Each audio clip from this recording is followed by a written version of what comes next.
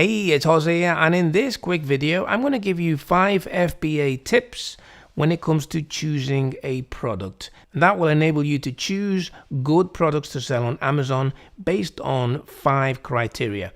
Okay, so stand by and let's do this. Okay, so the first tip when it comes to choosing a product to sell on Amazon is to check out your competitors and make sure that the product price in general is between $15 and $50+. And if you're in the UK like I am, then just convert that to pounds. The exact number doesn't really matter. The thing to keep in mind is that if your product is quite cheap, let's say 2 or 3 or 4 pounds or dollars, then you're not going to have a lot of profit left after Amazon take their Amazon fee. Take into account that you will typically need to drive some traffic to your product. That means advertising, and that means that you have to have some money left after the sale in order to pay for the ads.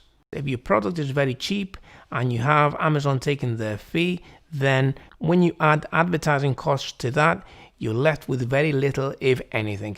Now, I've put 50 as the top end and maybe a bit more. And the whole thinking behind this is that if your product is not too expensive, then most people won't think too much about buying it. Now, if you have something that costs a lot of money, then typically people are going to look at other sellers, and some people are going to be looking for a slightly cheaper option. So that's the reason why you have this range to aim for.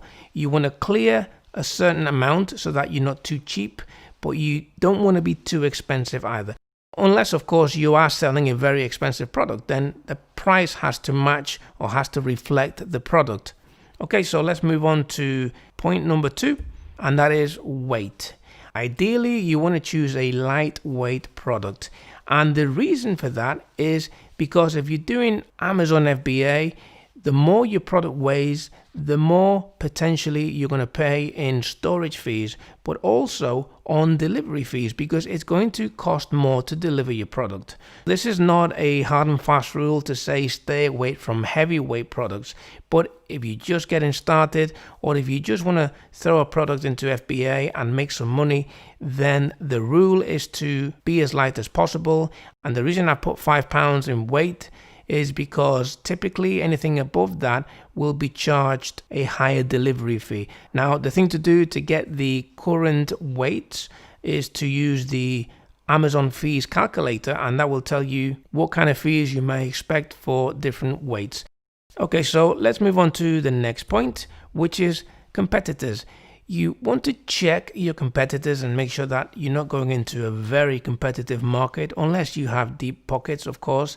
But if you're competing with a product that you like, that you think that you can sell, then try to go into a space where all the products that you see have less than 1,000 reviews.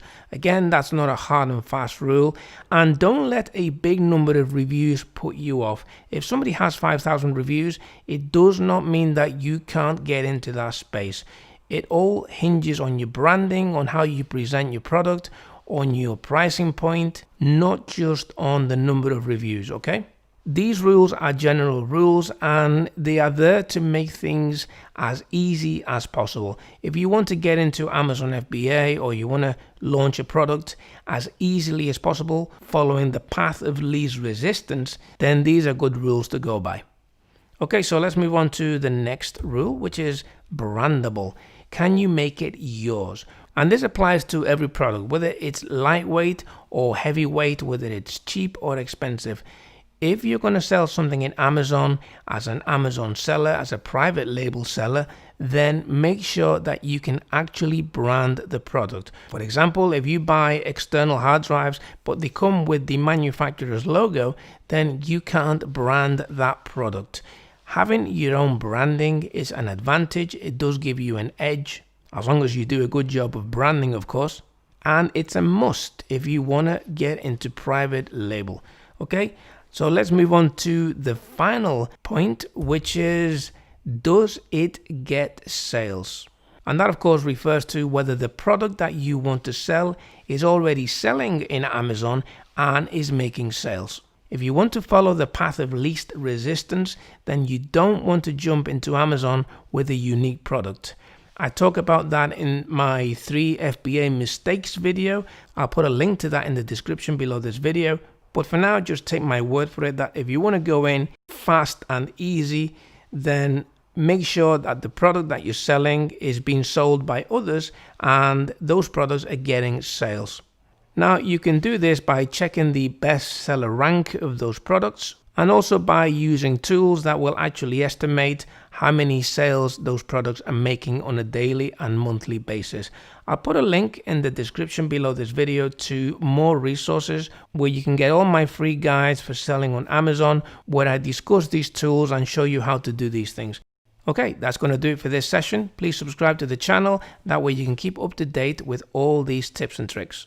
But for now, take it easy and I shall catch you in the next video.